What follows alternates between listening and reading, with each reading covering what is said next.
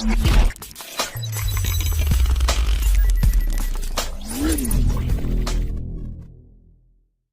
let's quickly unbox the phone. The Mi A1 is the first phone from Xiaomi to come with stock interface. So this means the hardware is from Xiaomi and the software comes from Google, which could be a deadly combination in the budget segment when it comes to competing with other phones. So here's the Mi A1 guys. Notice the curves at the corners, and this should make the phone very friendly to hold in the hands. We have the gold color here that has a white front. Phone really looks like the Apple iPhone 7 Plus. Looking at the back, the look of the dual cameras is very close, saved only by the flash which is provided at the front. And also the antenna lines are a total rip-off. There's a 2.5D curved glass at the top, which is a Corning Gorilla Glass 3.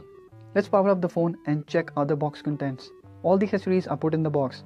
The first thing is the charger, which has a 2 amperes of power output. Then there is a user guide, though the SAR value is mentioned on the back of the box, which is 1.26 watt per kg for the head, just on the borderline. Then there is the warranty information. On the other side, there is the power cable, which is a Type-C cable, and there are no earphones given in the box. Now let's check the SIM card tray and other ports on the phone. The Mi A1 has a hybrid slot, which means you can add 2 nano SIM cards or 1 SIM card and 1 micro SD card for expanding storage. At the bottom, there is a 3.5mm headphone jack, a Type-C USB port, which is rare in this price segment, and mono speakers. There is also a primary mic, while the secondary one for noise cancellation is provided at the top, beside the IR blaster like the Redmi Note 4. The notification LED is given on the left of the proximity sensors at front. The soft keys at the bottom are not backlit, while the power and the lock key are nicely made and are tactile. In fact, the build quality of the phone itself is quite nice and sturdy. It's made out of metal, though it isn't as solid as what we have seen on the Nokia or Motorola phones. But the Mi A1 is well built and well designed phone for its price that doesn't feel cheap or feel as if corners are cut. The phone is also quite easy to use with one hand, though the bezels aren't small like the LG Q6 that you get in a similar price, but it is also quite slim and lightweight for the size. Okay, so the phone has been set up and this is what the interface looks like. The pure stock interface, which is quite nice feeling to see on the phone, is paired with a decent chipset at this price. As you can see, there are no third-party apps, no extra software, except that there is the feedback app from Xiaomi, and the camera app is also from Xiaomi, which is there because the company says the Google camera app has no provision to handle dual cameras. So, like the iPhone, there is a portrait mode as well on the camera to blur backgrounds, and we'll soon take a look at it. For now, let's check more about the software on the phone, which really seems to be fluid and flying on the Snapdragon 625 with 4GB RAM. The phone has 64GB storage, out of which around 50GB is available for use. Also, only 1.2GB of RAM is being used right now, and 2.3GB is still available.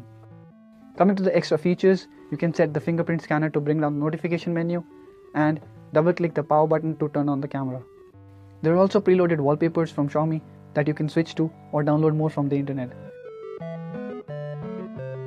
There's also a scheduled power on off system wherein you can set time at which the phone will automatically switch on and off. The phone also comes with Google Assistant preloaded.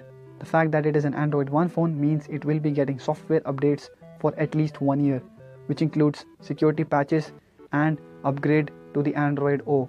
Most of the Redmi phones haven't even been upgraded to the Android N or the Android 7.0. Another important thing to note is that you will not be required to sign into the Mi account. You do need Google account of course, like any other Android phone, but no Xiaomi account is needed. The phone is fairly fast and fluid. The apps are opening without any animations or lags, and thanks to the Snapdragon 625 chip, there is a good amount of power under the hood. The interface also feels fluid. We did a little gaming on the phone just to see if it heats up or not. We have tested the chipset before and know it handles games well. The Mi A1 has no problems running the Asphalt 8 or the Modern Combat 5.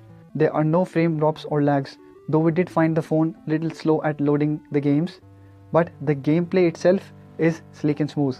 But gaming also drew our attention to the display of the phone, which doesn't seem as vivid as the Note 4. The rendering seems washed out in bright areas, and the color tone is not as appealing as what we have seen on phones of this price. Though it is a Full HD display, we think that the color and the clarity on the display could have been better. Now let's set up the fingerprint scanner and then check the speed of the unlock. As you can see, it's quite fast, not very different from the Xiaomi Redmi Note 4. Now, the Mi A1 comes with dual cameras and we have seen them turn out not so great in this price on other devices. Though the implementation is a little different on Mi A1, so we kind of think it is a better utilization of two sensors than just for depth. So let's first check the autofocus on the main sensor and then we'll check it for portrait mode that uses the zoom camera. The AF works quite nice, though it is a little slow. It is accurate and works well for corners as well. For the macro shots, you will need to resort to touch to focus, which also works great on the Mi A1. You get focus lock in just one touch and the camera can focus quite up close. Photos come out to be sharp and the details captured are decent, not great but very much workable. To our surprise, the focus works good in portrait mode as well, which we have seen take a toll in other dual camera phones like the Lenovo K8 Note. Obviously, the zoom comes in handy when you are taking portrait shots to soften the background and create nice bokeh effect. The details captured are same as the main sensor, which is good. Other features on the camera include slow motion recording and time-lapse capture, both of which are a rare thing in this price segment. The quality is not exceptional, but still workable again.